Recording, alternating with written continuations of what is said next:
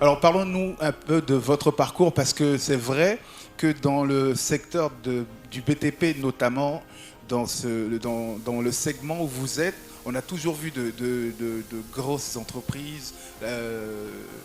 Jean Lefebvre travaille pour vous, Colas et tout, mais des non-africains, on les voyait presque jamais dans ces grands travaux d'infrastructure. Qu'est-ce qui vous y a emmené? Parlez-nous de votre parcours.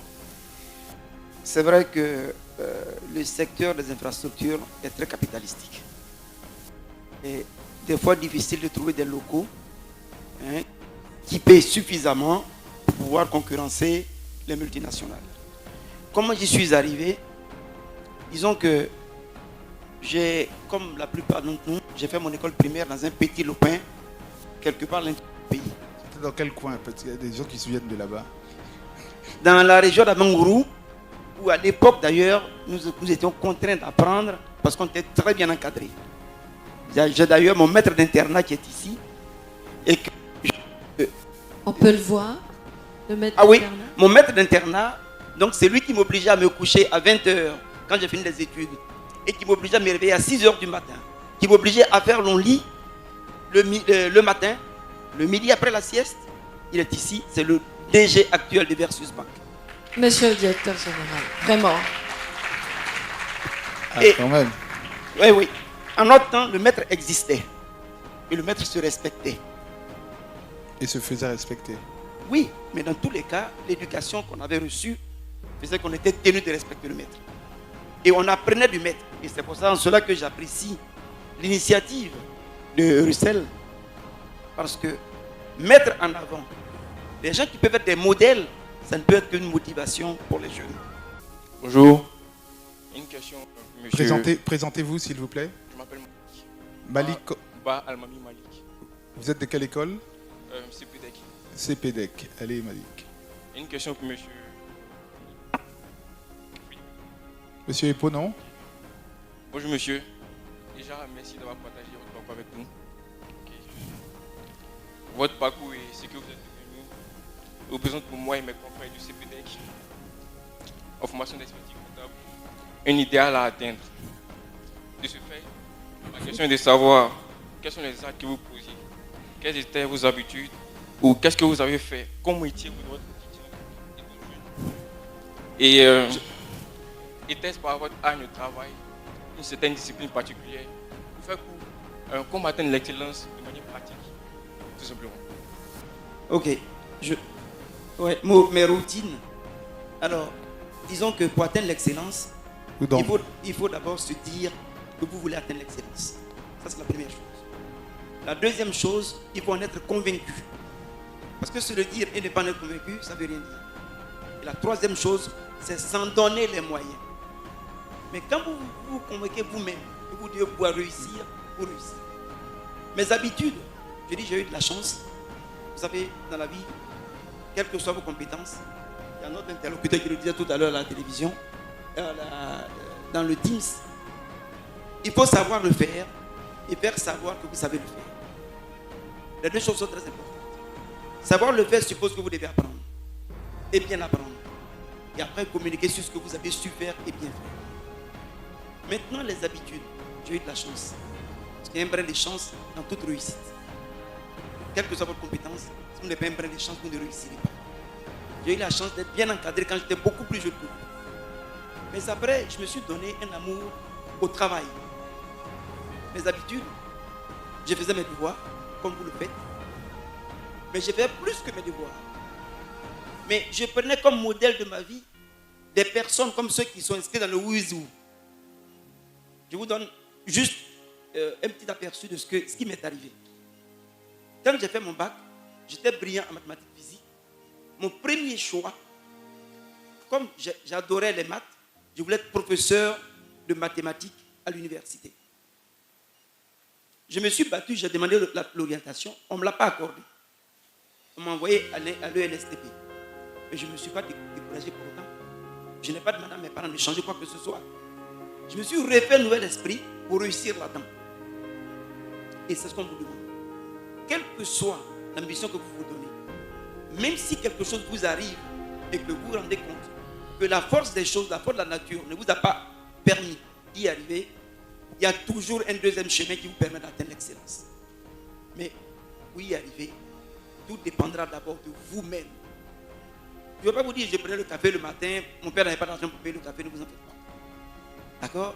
Ça m'a peut-être aguerri, mais apprenez à vous convaincre de votre capacité à réussir vous-même. Donnez-vous-en les moyens. Ce n'est pas les moyens financiers qui font les moyens. C'est l'arme mentale et morale que vous allez avoir pour arriver là où vous voulez aller. C'est tous les conseils que je peux vous donner. C'est la seule richesse que vous avez et que personne ne peut vous retirer. Alors, Philippe, vous êtes aussi prix d'excellence. Rappelez-moi l'année prix d'excellence de Côte d'Ivoire. Vous me rappellerez l'année. Mais je vous pose une question justement en rapport avec l'année de la jeunesse. Et on sait que les métiers de la route sont très demandeurs en matière de main-d'œuvre, et notamment de main-d'œuvre jeune, en tout cas vigoureuse. Est-ce que les jeunes de Côte d'Ivoire qui sont là, aujourd'hui en tout cas une partie, et ceux qui nous suivent en ligne, sont intéressés par ces métiers et est-ce qu'ils y mettent du cœur? Parce que ce sont des métiers sous le soleil, sous la chaleur, mais on y apprend. Disons que il faut reconnaître l'effort paye et que quand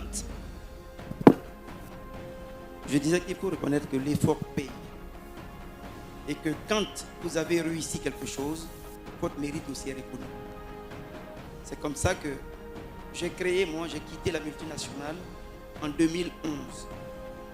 En 2016, j'étais primé en tant que meilleur chef d'entreprise dans le domaine des travaux publics et mon entreprise en 2016 comme meilleure entreprise des travaux publics, en tout cas ivoirienne, dans le domaine des travaux publics. Alors, les jeunes, alors on a un métier, on dit quand le BTP va bien, tout va bien. Parce que nous employons beaucoup de monde. Est-ce que les jeunes sont de plus en plus passionnés ou de moins en moins passionnés? Le constat malheureux qu'on fait, c'est que les jeunes se considèrent pour la plupart, malheureusement, comme des salariés, pas comme des personnes motivées et passionnées qui ont envie de nous remplacer. Et ça, c'est un conseil que je donne aux jeunes. On les fait rentrer en entreprise, ils demandent du travail et on emploie beaucoup. Par contre, il faut qu'ils donnent un peu plus de volonté et un peu plus de passion. Ils sont demandeurs pour travailler, mais il n'y a rien de facile. Tous ceux qui sont dans le Ouzou aujourd'hui, comme disait Oudifo, ont dû batailler et ils ne sont pas arrivés parce que quelqu'un les a aidés. Madame Diaby le disait tout à l'heure. Ça fait plus de 10 ans qu'elle est sur le marché. On la voit aujourd'hui, on estime, on pense peut-être 15 ans plus exactement. 15 ans. On pense qu'elle vient d'arriver, mais des générations spontanées, ne vous faites pas d'illusions, ça ne dure pas. Donnons-nous du travail. Mettons-nous au travail. Battons-nous. Rien, tout est à portée de main. Rien n'est acquis. Merci pour la question parce que, effectivement, on pourrait se poser la question quand on est jeune, c'est quoi le niveau d'excellence? Il n'y a pas de baromètre national ou international d'excellence. Ça n'existe pas. Je suis heureux d'ailleurs de voir dans la liste des Wizou des personnalités qui n'ont pas forcément de diplômes. Ce n'est pas votre niveau de, je dirais, de formation intellectuelle qui va faire de vous quelqu'un d'excellent. Vous pouvez être excellent comme coiffeur, comme tailleur, comme, je ne sais pas, comme cordonnier. Mais comment vous allez dire que vous êtes excellent vous-même? C'est parce que vous vous êtes fixé un objectif de quelqu'un qui est votre modèle. Le jour où vous direz, j'ai atteint mon modèle, je fais la même chose que mon modèle, aussi bien que mon modèle, vous ne direz pas que vous êtes excellent. Les autres dans votre entourage diront que vous êtes excellent. Donc, ce n'est pas un statut en tant que tel, c'est plutôt l'interprétation de l'environnement, de la qualité de ce que vous faites, de l'influence de ce que vous faites par rapport à votre environnement immédiat. C'est en cela qu'on définira que vous êtes excellent. Mais vous vous donnez d'abord votre objectif d'excellence, qui est le modèle que vous voulez rejoindre. Si c'est le bon objectif, parce que si vous mettez votre baromètre vous-même très bas, que la personne que vous prenez ou le modèle que vous avez n'est pas reconnu en tant que tel, il est évident que vous serez comme lui, mais vous ne serez pas excellent. Donc un baromètre universel d'excellence n'existe pas. Chacun se met son baromètre là où il veut, en fonction du niveau qu'il veut atteindre, et l'influence que son modèle exerce dans son environnement. Voilà comment est-ce que vous voulez vous définir comme excellent. C'est les autres qui vous jugeront à la suite de ce que vous allez faire, mais parce que vous faites connaître ce que vous faites savoir plutôt ce que vous faites et les autres jugent. Voilà ce que je voulais dire. Merci encore en tout cas.